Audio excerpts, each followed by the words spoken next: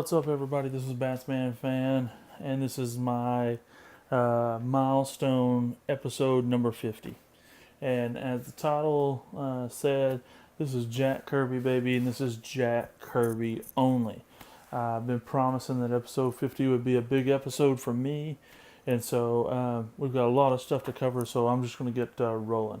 As some of y'all know, I like to give some history sometimes whenever I feel like it's a key comic or someone that is a major contributor to why we're all watching this video and making these videos. So I'm going to get rolling. Jacob Kurtzberg, aka Jack Kirby, was born August 28, 1917. And unfortunately, he passed away February 6, 1994. Before I really got involved in this, and before your CGC signature series and everything really got up and running. So there's not a whole lot of authenticated, verified signatures out there. Especially, there's none from CGC. Anyways. Kirby was an American comic book artist, writer, and editor, widely regarded as one of the medium's major innovators and one of its most prolific and influential creators. Kirby grew up poor, though. He learned how to draw by tracing comic strips and funny papers. In 1940, he and Joe Simon, they created Captain America. This is a reprint of that comic, but all the interior is still the same from what Jack Kirby and Joe Simon originally did. Kirby was drafted into the U.S. Army on June 7th, 1943. After basic training at Camp Stewart near Savannah, Georgia, he was assigned to Company F of the 11th Infantry Regiment. He landed on Omaha Beach in Normandy on August 23rd, 1944. 2.5 months after D-Day, though Kirby had told it that he had landed there just 10 days after. Anyway, Kirby recalled that a lieutenant, learning that comic artist Kirby was in his command, made him a scout who would advance into towns and draw reconnaissance maps and pictures. And that's an extremely dangerous duty, guys and girls. During the winter of 1944, Kirby suffered severe frostbite on his lower extremities and was taken to a hospital in London, England for recovery.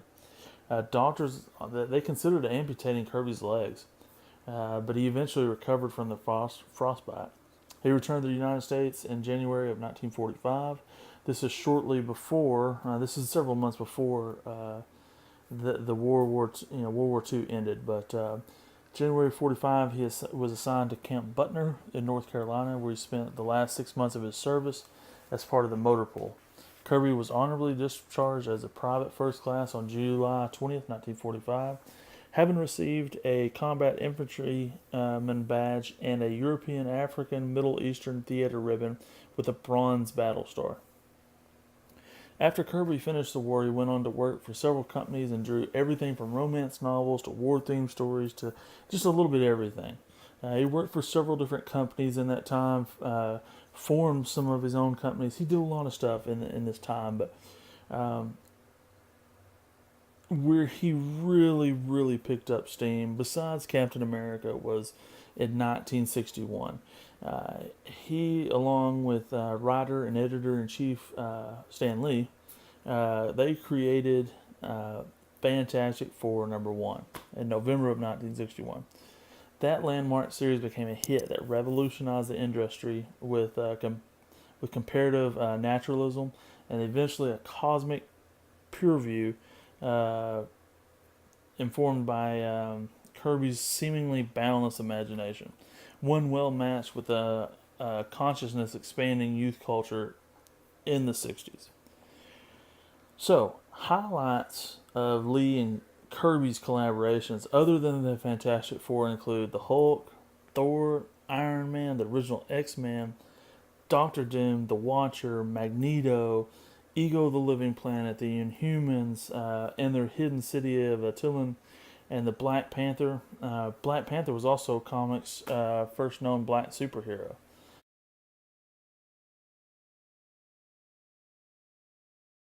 And his African nation of Wakanda as well. Kirby drew I didn't know this. Kirby drew the very first Spider-Man story intended for publication in Amazing Fantasy number 15. But Stan Lee chose to have Steve Ditko redraw that story. The story frequently cited as Lee and Kirby's finest achievement is the three-part Galactus trilogy.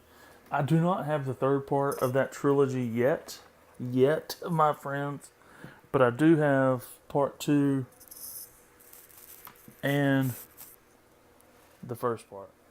There, hopefully that's a little bit better.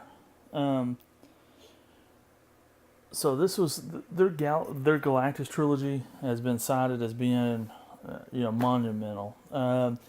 It began in Fantastic Four 48, went to 49, and also number 50. It chronicled the arrival of Galactus, a cosmic giant who wanted to devour the planet, and his herald, the Silver Surfer. His first appearance right here. Galactus, his first full appearance is right here. Fantastic Four number 48.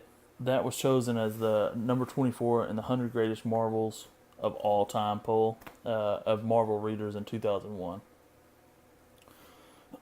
So let's jump ahead a little bit. Kirby spent nearly 2 years negotiating a deal to move to DC Comics, where in late 1970 he signed a 3-year contract with an option for 2 additional years. He produced a series of interlinked titles under the blanket of The Fourth World, which included a trilogy of new titles, New Gods, Mr. Miracle, which you saw that right here.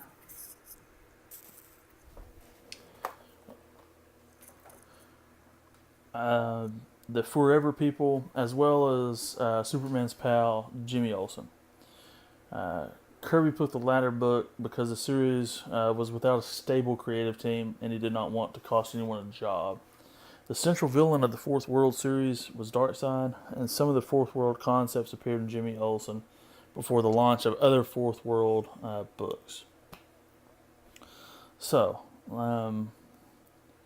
let's now get down to some of the meat and potatoes of why this is my big, milestone 50th, episode. He also created the Demon, Devil Dinosaur, OMAC, Commandi, Cobra, The Losers, Sandman, Atlas the Great, A New Man. I mean, he's created a ton of comic books. But let's get down to the good stuff. In my last, I believe it was my last video, or second to last video, either episode 48 or 49, I discussed acquiring this speculative book. I believe it was episode 49. And why I thought it would be important. Since then, I've also acquired another book. And I just got this one in along with some other ones. This cost me just shy of $60. But this is a Dick Ayers, Steve Ditko, Don Heck, Jack Kirby art. And this is a Jack Kirby cover as well. Just a really, really cool looking cover in my opinion. I love the old lettering and everything right in here. It's a 4.0. Not a phenomenal grade, but really, I mean, this is 1961, folks. This is right there in the heyday, if you will. This come out the same month as Fantastic Four number 1. So, anyways, I just bought this just to help tie in this whole video, and it's a cool cover. But New Gods number 1. I said y'all would see this book again. So for my final comic book of this video, I present to you New Gods number 1. What? No. This is New Gods number 1. Signed by Jack Kirby on the first page. That is just phenomenal. That is huge. Like we talked about before, the first appearance of Orion, Lightray, Metron, Calibok, Highfather, New Genesis, and Apocalypse. It's also got a Darkseid cameo in it. This is a CBCS verified signature. I will flash to the signature right now that's on the splash page.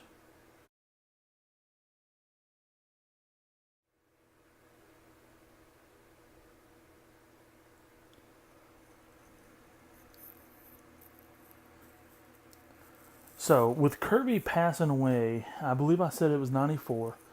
This is a, we didn't have all these grading companies. I think like some of the like CGC and stuff like that, they started maybe like in 99 or somewhere around there. So this is 5 years even before we had, we still had the great Jack Kirby walking Earth. So to have this book in my collection, I was really sort of on the fence too about should I buy this book, because I really like my signatures to show.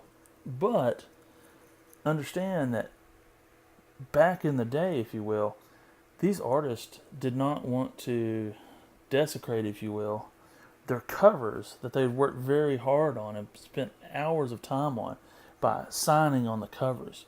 So it was traditional that they signed on the splash page. Your splash page is the very first page that you'll open this cover, and your splash page is usually your very first page you're looking at.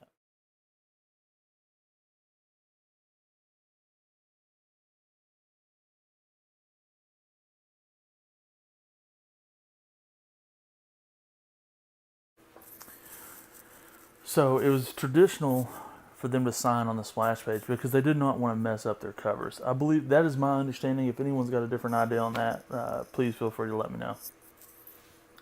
I asked the individual that I bought this from if he had any story that he could give me, and he didn't. He was not the actual first recipient. He had bought this from another gentleman. So I don't have specifics, but just I can't say enough about how important Jack Kirby is to the comic book community and how awesome it is for me to finally own this beautiful piece of comic book history. Yes, I would have loved for this autograph to be out here on the outside, but just the mere fact that I have a authenticated Jack Kirby signature on a comic book that I believe, like I discussed in episode 49, I believe if DC goes the route that Marvel's going, and they get into this fourth world, this right out through the roof, this comic book will be your Iron Man. Maybe not Iron Man 55. That would be Darkseid's first appearance. The equivalent of that. But this would be like your Iron Man 55-esque type book. Very close in line with that. So thank y'all very much. I'd like to talk more, but I'm really trying to keep this video under 15 minutes. So I've got way more comic books coming. Another great haul coming up. Thank y'all very much for watching, and that's all, folks.